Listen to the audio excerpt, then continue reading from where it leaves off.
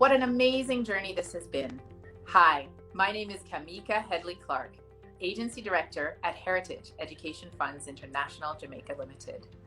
It has been our privilege for more than 25 years to help Jamaican parents and grandparents save in US dollars towards their children's post-secondary education. This, of course, didn't happen by chance. So take a trip with us as we go down memory lane to where our story started. Little did I know that when I decided to enroll my two children, Kamika and Kirk, in the Heritage Plan in Vancouver in 1982, that it would change our lives forever. I was so impressed with the plan that I decided to join the company. And in 1985, Carol Rose came to visit Vancouver. And in discussion with her, she learned that I was marketing the same plan that she had enrolled her child in. So we both agreed that if we ever decided, or if I ever decided to take the plan into Jamaica, she would love to be a part of it. I returned in 1996, and in 1997, the Heritage Home Office transferred the agency to me, and by 2002, the Jamaican agency became the top agency in the international division. And we've remained in that position from that time until now. I would really like to say how pleased I am at the fact that I was able to achieve my goal and at the same time play an important part in helping children have a future educational opportunity. I would also like to thank all the representatives who played a part in the success of making Heritage what it is today after 25 years. I couldn't agree more.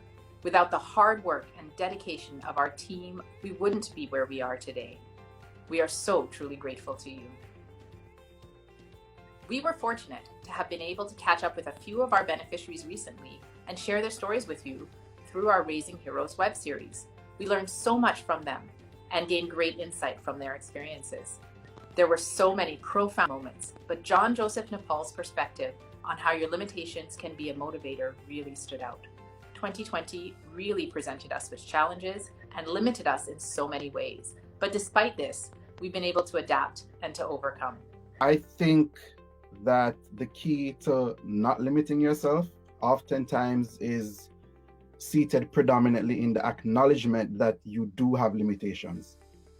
So because of that awareness of your limitations, it leads to the question, how can I, instead of dwelling on the thought that I should have been able to, which leads to depression, and which is a huge issue for entrepreneurs, especially in the creative field. So the mindset to have, I believe, is not about believing that you can do everything, but or even that you have limitations.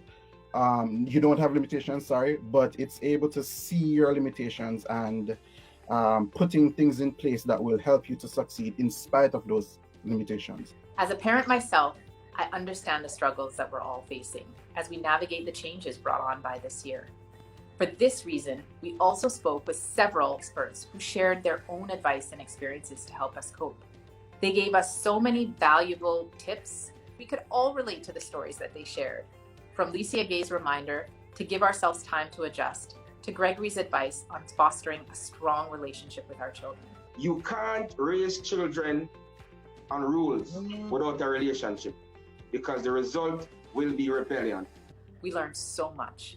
Over the years, we've also been able to change the lives of many of our subscribers, and we wanted to take this opportunity to share a few words from Dr. Meeks. My parents, before me, had 3 kids in college at the same time, and they had to mortgage their house to keep us there. And so from before I had children, I realized that having children and the prospect of college was a daunting prospect. And so from very early, it was present for me that I'd have to start doing something early to help the kids along. Mm-hmm. And your dad came along, Lindy. It was my dad? Really? Yeah. Right? He came along, just Joshua was very small. I mean, Joshua was born already, but just really small. And he said, this is what we can do for you. Of course, there are a lot of people coming around then, I'm looking at it skeptically. But we also had a friend who had enrolled in Heritage from Canada and whose daughter, Carla, was at school in Jamaica, and it was working for them. So that recommendation said, okay, this looks like the right thing for me, and it worked for my friend. So I think it'll work for me. So that's how I got stuck to Heritage. We are so grateful for the support and encouragement of our Canadian team. Dylan Frost, Vice President of Sales and Distribution, will give us a look at where we are today as we look to the future. Thank you, Kamika. We are proud to have been the first company in Jamaica to offer a dedicated post-secondary education savings plan. Since our inception in Jamaica in 1995, we have returned over $57 million in savings and educational assistance payments to Jamaican families. Despite the challenges faced this year by the pandemic, we continue to maintain our growth, and subscribers who received their third and final scholarship payout in 2020 benefited from a 4.8% return.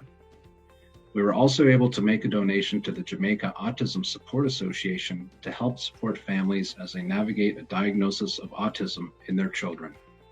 On behalf of the entire management team here in Canada, once again, congratulations to you and your team, and thanks for your continued efforts.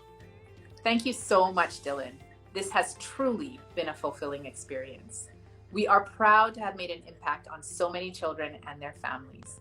To our subscribers, thank you so much for trusting us with your education savings and for recommending us to others. If you are considering a Heritage plan, we look forward to welcoming you to our Heritage family. And don't delay. Remember, the younger you start, the better. We look forward to many more years of working together and growing together.